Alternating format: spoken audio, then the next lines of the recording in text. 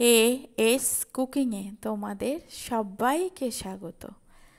অনেক রকম নিরামিষ রান্না তো খেয়ে থাকি। বাড়িতে যখন মাছ মাংস কিছুই নেই, শুধু আলু থাকলেই এই রান্নাটা হয়ে যাবে। খেতে মানে অমৃত, মুখে দিলে যে এত ভালো লাগে খেতে। তার জন্য দুটো আলু কেটে নিয়েছি, দুটো কাঁচা লঙ্কা দিয়ে আলুটা পেস্ট বানিয়ে নিলাম। পেস্ট করার সময় একটুও জল দেবে না, আলুতে এমনিতেই জল থাকে। সেই পেস্ট করে নিয়ে 4 চামচ বেসন দিলাম, পরিমাণ মতো লবণ দিলাম, হলুদ দিলাম, একটু লঙ্কার গুঁড়ো দিলাম, দিয়ে এটাকে সুন্দর করে মাখিয়ে নেব। মাখিয়ে যদি দেখি আর একটু বেসন লাগবে, তাহলে আর একটু বেসন দেব। ভিডিওটা সম্পূর্ণ দেখার অনুরোধ রইল। ভালো লাগলে অবশ্যই লাইক, শেয়ার, কমেন্ট করে জানিও কেমন হলো, আর সাবস্ক্রাইব করে পাশে থাকার অনুরোধ রইল। সুন্দর করে মাখিয়ে অল্প দিলাম হিং। এটা দিলে সুন্দর একটা মানে ফ্লেভার আসবে, খেতেও দারুণ লাগবে।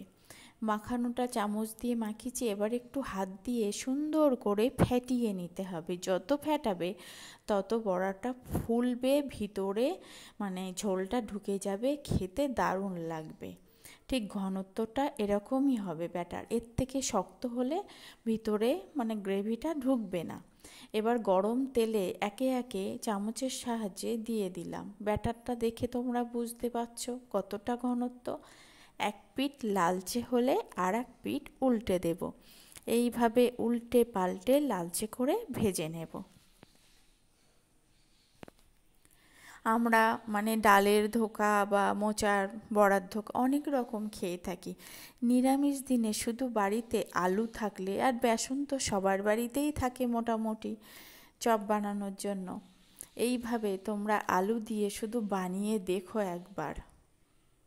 আর কতটা নরম তুলোর মতন হয়েছে দেখেই তোমরা বুঝতে পারছো, আর কতটা সফট। এইভাবে সব বড়াগুলো আমি একে একে ভেজে নিলাম। বড়াগুলো তেলে দেওয়ার পরে বেশ ফুলে ফুলে মোটা মোটা হয়েছে। এটা গ্রেভিতে দিলে আরও ফুলবে। আজকে বলছিল যে কি রান্না হবে, নিরামিষ কি রান্না খাওয়া যায়, একটু অচেনা মানে রান্না। এটাই আমার মাথায় আসলো যে এই রান্নাটা বানিয়ে দেখি। বড়াগুলো ভেজে তুলে নিয়ে সেই তেলে কপিস আলু কেটে দিয়েছি, লবণ আর হলুদ দিয়ে লালচে করে ভেজে নেব। এমনভাবে ভেজে নেব আলুটা ভাজতে ভাজতেই হাফ সিদ্ধ হয়ে যাবে।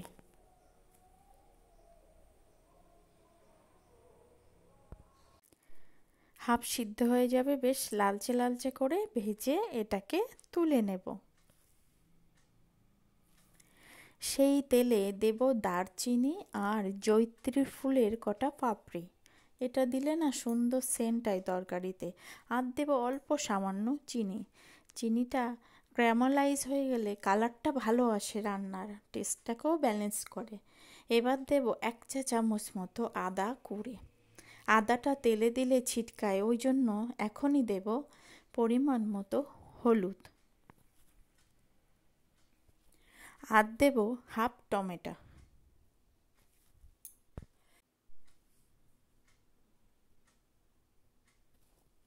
দিয়ে সুন্দর করে টমেটোকে গলিয়ে নেব। এবার টমেটো আদার কাঁচা গন্ধটা প্রায় ছেড়ে আসবে। এই সময় দেব 3/1 চা চামচের জিরের গুঁড়ো, 3/1 চা চামচের ধনিয়া গুঁড়ো। আর দেব অল্প হাফ চা চামচ মতো কাশ্মীরি লাল লঙ্কার গুঁড়ো, হাফ চা চামচ মতো ঝাল লঙ্কার গুঁড়ো। এগুলোকে সব দিয়ে সুন্দর করে কষিয়ে নেব। তারপরে দেব হাফ চা চামচ মতো হিং, যেহেতু এটা নিরামিষ তরকারি ওই জন্য হিংটা দিতে হবে। দিয়ে সুন্দর করে কষিয়ে নিয়ে এবার ভেজে রাখা আলুটা দিয়ে দেব। দিয়ে একটু জল দেব। জল দিয়ে আলুটা কষাতে কষাতে এই জলের সাথে আলুটা একদম পুরোপুরি সিদ্ধ হয়ে আসবে, প্লাস আলুর মধ্যে মশলাটা ঢুকে যাবে। এইভাবে কিছুক্ষণ জল দিয়ে কষিয়ে নেব। কষাতে কষাতে আলুটা পুরোপুরি সিদ্ধ হয়ে আসবে। তখন দেব ফুটন্ত গরম জল। অবশ্যই রান্নাতে গরম জল দিলে কালার এবং স্বাদটা দারুণ হয়।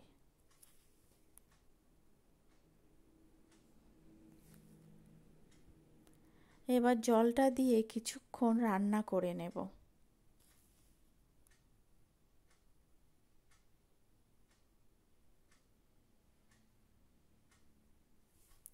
একটা থেকে দুটো আলুও একটু গলিয়ে দেব, দিয়ে লবণটা ঝালটা ঠিক মতো চেখে নেব।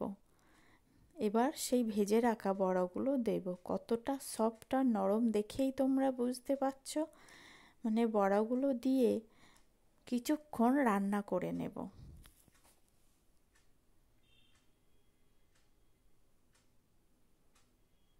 এটা মাছ মাংসের স্বাদকেও হার মানাবে, দারুণ টেস্ট হয়। এবার সব শেষে দেব হাফ চা চামচ শাহি গরম মশলা আর 2 চা চামচ ঘি। এটা দিয়ে সুন্দর করে মিশিয়ে নেব। কিছুক্ষণ ফুটিয়ে নিয়ে হাতে ঘষে কাসুরি মেথি দেব কিছুটা, দিয়ে একটু ফুটিয়ে গ্যাসটা অফ করে এটা রেস্টে কিছুক্ষণ রেখে দেব। বড়াটা কতটা নরম হয়েছে কেটে দেখালাম, নরম সফট তুলোর মতো, মুখে দিলেই মিলিয়ে যাবে। এত সুন্দর খেতে হয়, তোমাদের একবার বানানোর অনুরোধ রইল।